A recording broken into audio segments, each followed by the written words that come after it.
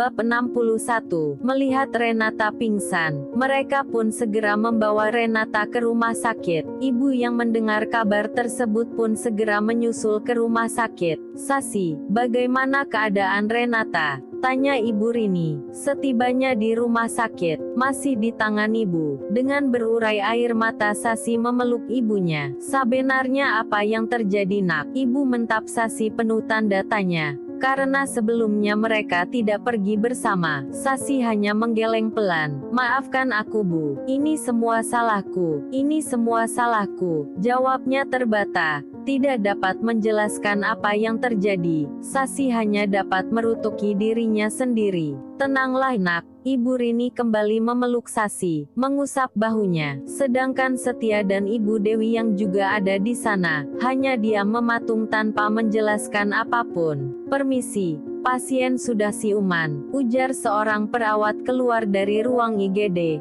"Tapi hanya 2 orang saja ya yang dapat masuk ke dalam," sambung perawat tersebut. Sasi dan Ibu Rini pun masuk ke dalam. Tampak Renata yang sudah siuman, masih terbaring lemas di ranjangnya. "Renata," panggil lembut sang ibu. Renata menoleh. Pandangannya langsung tertuju pada Sasi yang berdiri di sebelah ibunya. "Kamu, untuk apa kamu di sini?" sentak Renata, seketika kesal melihat Sasi. "Maafkan aku, Kak." Lirih Sasi mengerti jika saat ini Renata pasti sangat membencinya. "Maaf, kamu sudah membohongiku. Sekarang pergi kamu dari sini," teriak Renata. "Renata, tenang, Nak." Ibu Rini mencoba menenangkan. "Aku bilang pergi." Renata mengambil gelas kaca yang di atas nakas, lalu melemparkannya pada Sasi. "Renata!" pekik Ibu Rini panik. Beruntung Sasi langsung menghindar. Emosi Renata semakin tidak terkontrol. Ia berteriak dan mengamuk,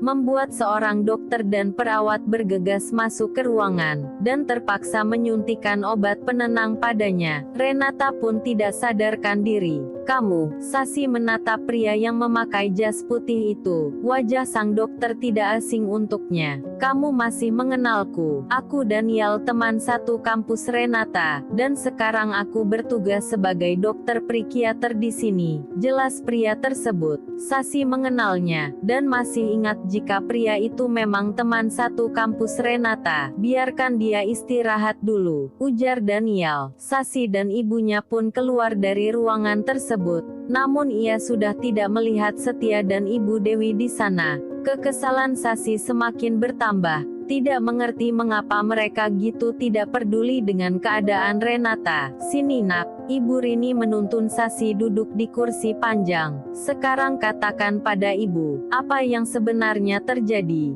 tanyanya kembali, menatap lembut Sasi. "Ini semua salahku, Bu. Aku memang sepakat untuk tidak membatasi Mas Setia berinteraksi padaku, asal ia mau menjenguk dan menunjukkan kepeduliannya pada Kak Rena. Ternyata Mas Setia memanfaatkan situasi itu, dan justru memintaku untuk kembali padanya." Saat itu Kak Rena mendengarnya. Jelas Sasi masih dengan tangisnya. Tidak menyangka jika maksud baiknya akan berakhir seperti ini. "Maafkan aku, Bu. Ini semua salahku," sesal Sasi. Ibu Rini kembali memeluk Sasi. "Tidak, Nak. Ini semua bukan salahmu." Ibu Rini menenangkan Sasi mengerti maksud baik Sasi. 1 hari berlalu. Keadaan Renata belum juga membaik. Emosinya tetap tak terkontrol, dan ia masih kerap mengamuk, membuatnya harus ditempatkan di ruang isolasi. Pintu ruangan itu terbuka. Renata yang tengah bersandar di ranjang, dengan jarum infus yang masih menancap di punggung tangan kirinya pun menoleh.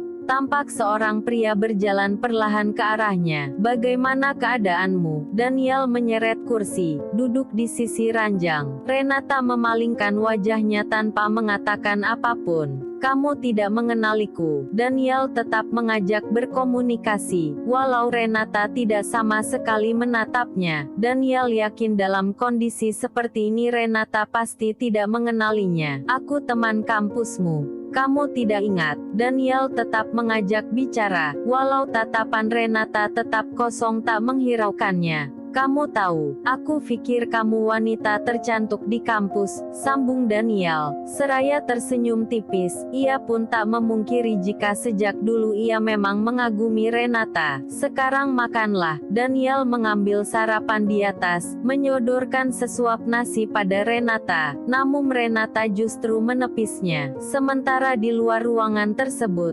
Sasi masih meringkuk pada sebuah kursi panjang. Sejak kemarin ia memang memilih menginap di rumah sakit, dan terus memantau keadaan Renata sekalipun ia harus tidur di luar. Sasi mengerjapkan matanya melihat sinar matahari yang sudah meninggi. Sasi terperanjat melihat selimut tebal yang sudah menutupi tubuhnya. Seingatnya semalam ia dan sang ibu bahkan tidur tanpa menggunakan selimut. Kamu sudah bangun, suara pria mengagetkannya. Elkan, mata bulatnya terkejut, melihat Elkan yang sudah duduk di dekatnya. Entah sejak kapan pria itu datang. Tidurmu nyenyak, apa tidak dingin? Tanyanya, menatap mata Sasi yang masih sembab. Sejak kapan kamu di sini? Sejak semalam, aku mengantarkan ibu pulang dan menemanimu di sini. Oh, makanlah. Elkan memberikan nasi box pada Sasi. Jangan sampai kamu juga masuk IGD, sambungnya. Sasi mengambil nasi box tersebut dan menyantapnya.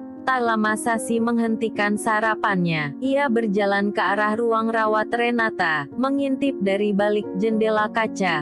Tampak Dokter Daniel yang masih menemani Renata, namun keadaan Renata masih tetap sama. Pandangannya tetap kosong, dirinya tampak kacau, membuat Sasi kembali merasa bersalah. Berhentilah menyalahkan dirimu sendiri, ujar Elkan. Keesokan harinya Renata diperbolehkan pulang, namun keadaannya tetap tidak lebih baik. Tubuhnya semakin melemah, keadaannya masih terlihat depresi. Sasi, panggil Ibu Rini. Seraya membuka pintu kamarnya yang tidak terkunci. Sasi, panggilnya kembali, melihat Sasi yang tidak ada di kamarnya. Sasi, Ibu Rini berjalan ke arah taman belakang, melihat Sasi yang duduk termenung di sana. Beberapa kali Ibu Rini memanggil namun Sasi tak bergeming.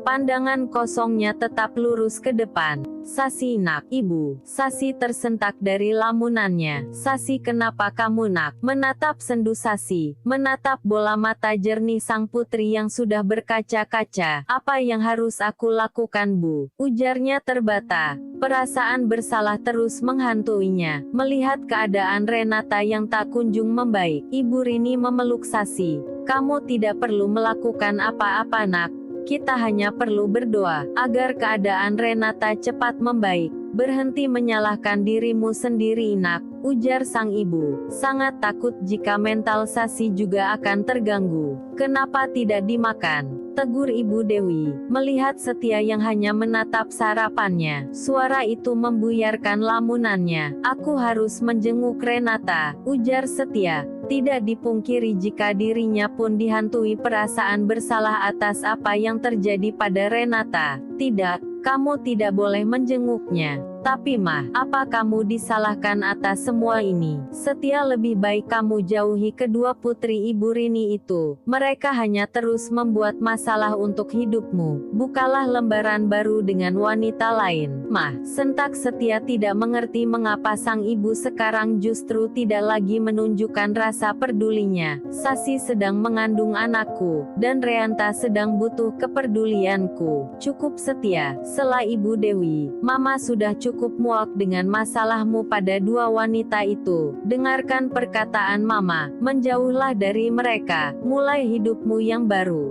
Tegas Ibu Dewi, meninggalkan meja makan.